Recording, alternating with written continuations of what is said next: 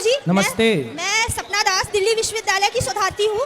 मेरे सिर्फ मात्र 2 प्रश्न हैं। बोलो। उसमें से पहला प्रश्न जो आपने अभी अपना स्टेटमेंट दिया था कि जो दिल्ली मुंबई में पढ़ने जाते हैं वो लिविंग में रहते हैं और उनके माता पिता को उनके माता पिता को पीछे से जाके उनका मतलब ऐसे देखना चाहिए।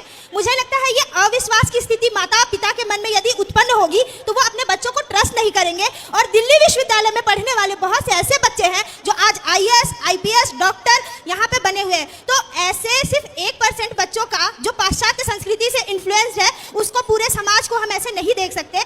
तो मुझे ये बात पे थोड़ा सा ऐसा है कि आप इस पे अपना खुल के विचार दीजिए ताकि हम जैसे बच्चे जो अपने जीवन में बहुत स्ट्रगल करके आए हैं ऊपर तक शीर्ष तक, तो इस तरह का मैसेज ना जाए। दूसरा प्रश्न, पहले एक का सुन लो।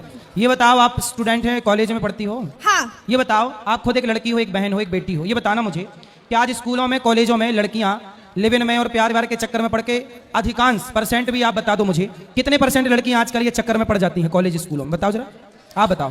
देखिए, ऐसा नहीं है कि बहुत सारी लड़कियां कॉलेज स्टूडेंट में चक्कर में पड़ती हैं कि नहीं, ये बताओ। 1%, 1% 1 या 2%, 99% अपने माँ बाप का सुनती है। ऐसा नहीं है। यदि ये देखो, ये मना कर रहे हैं 2% नहीं। गुरुजी, मैं ये कहती हूँ, ये लड़के लोग मना कर रहे हैं। नहीं, जो यदि नहीं, कितना?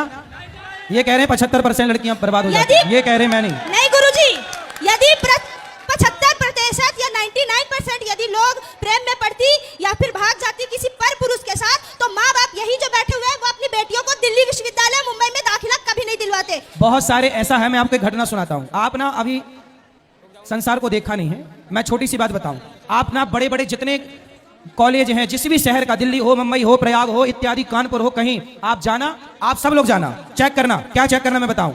जहां कॉलेज है, लड़की लड़का रहते हैं, आप शाम को जाना, वहां की गलियों में, सुनसान गलियों में लड़का लड़कियां खड़े रहते हैं शाम को 5 बजे, और 1-2 नहीं बहन, सैकड़ों की संख्या में। ये आपने भी देखा होगा, आप मानो ना मानो। नहीं, खड़ी रहना और लिविंग में रहना वो अलग। अरे वो खड़ी होके वहां पूजा करने गई हैं, नहीं, आरती उतारने गई हैं। नहीं, आप जो रिप्रेजेंट कर रहे हैं कि खड़ी होके हमेशा गंदगी होती है, मैं 2 तरह के समाज को दर्शाना चाहती हूँ। अच्छा भी होता है, बुरा भी होता है। बहुत लड़कियां अच्छी होती हैं जो केवल, बेटा सुनो, जो पढ़ाई से पढ़ाई मतलब रखती हैं वो तो अच्छी हैं। हमारे यहाँ अच्छे और बुरे दोनों लोग हैं ना, लेकिन अच्छे लोग हैं, हम उन अच्छे लोगों को प्रणाम करते हैं, लेकिन बुरे लोग जो हैं उन्हें सावधान करते हैं कि आप माँ बाप हैं, तुमने पढ़ने भेजा है और वो किसी लड़के से इलू इलू खेल रही है।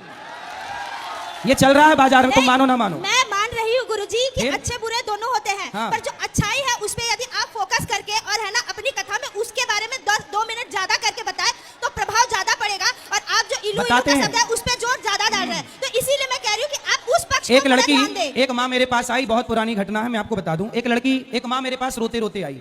माँ बोली कि महाराज जी, मैं गाँव की हूँ। सुन रही हो बहन, सुन रही हो, आवाज आ रही है? एक माँ मेरे पास आई, सत्य घटना बोल रहा हूँ, आप सुनना, समाज की घटना है। एक माँ मेरे पास आई, बोली महाराज जी, मैं गांव से रहने वाली हूँ, मेरे पति रिक्शा चलाते हैं, मैं दूसरों के घर बर्तन धुलती हूँ, मेरा बेटा नहीं है, एक बेटी है। मैंने सोचा कि बेटी एक ही है तो चलो उसको पढ़ाते हैं।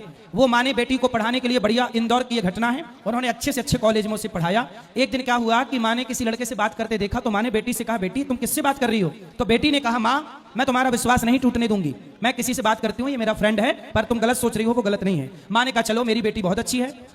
एक दिन क्या हुआ कि मेरे पास माँ रोती रोती आई, बोली महाराज जी, मेरी बेटी उस लड़के के संग भाग गई। अब जब भाग गई तो बताइए, मैंने दूसरे के घर बर्तन धुलकर, मेरा पति रिक्शा चलाकर ज्यादा पैसा कमाया कि बेटी पढ़ जाए, और मेरी बेटी भाग गई। अब बताइए, मैं गांव जाती हूं तो गांव वाले कहते हैं कि देख, बड़ा पढ़ाने गई थी लड़की को, भाग गई ना तेरी लड़की। अब बताओ, कुछ बहनें, कुछ बेटियां माँ बाप का विश्वास तोड़ती है ना बहन, इसी चक्कर, कहते ना, एक मछली पूरी तालाब को गंदा करती है। एक भाग गई ना तो बहुत सारे माँ बाप को लगा कहीं मेरी बेटी ना भाग जाए, कहीं मेरी बेटी ना भाग जाए। इसलिए आप जैसी बेटियों की यह जिम्मेदारी है कि आप जैसी बेटियां अपने माँ बाप के विश्वास को कभी टूटने ना दें, उनके विश्वास पर खड़े उतरें। मैं बोल रही हूँ कि मैं आपसे सहमत हूँ, पर मैंने जो बोला कि आप है ना जो अच्छी बात है ना उस पे थोड़ा जोड़ दे। और क्यों हम गलत बातें बता रहे हैं? नहीं, जो स्त्री पुरुष संबंध और प्रेम प्रेमी के संबंध। अच्छा बताओ, लिव-इन में रहना सही है कि गलत है आपके साथ? गलत है, बिल्कुल। लेकिन आज बाजार में उठा के देख लो आंकड़ा, आज कितने परसेंट लड़का लड़की लिव इन में ही रहना पसंद कर रहे हैं? ये बात सही है कि गलत है? उसकी परसेंटेज बहुत कम है। कितना? आप बताओ, आप बताओ कितना परसेंट है? भले मैं मानती हूँ, भले ही बताओ, लिव इन में रहना कितना परसेंट है, आप बताओ।